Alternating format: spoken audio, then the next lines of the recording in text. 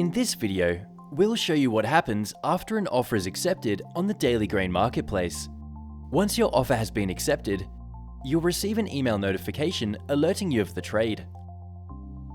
If you wish to view the details of your trade from your Daily Grain dashboard, click on the Marketplace tab and select My Activity. Ensure that the filters are correct based on the trade, and the new trade will be listed under the Trade section. Clicking on the trade number will bring up more details. The payment terms depend on the buyer. These can be seen when placing an offer during the Allowed Buyers step. Based on the payment terms, the buyer will send a recipient-created tax invoice with payment. And that's it. What happens after an offer is accepted on the Daily Grain platform?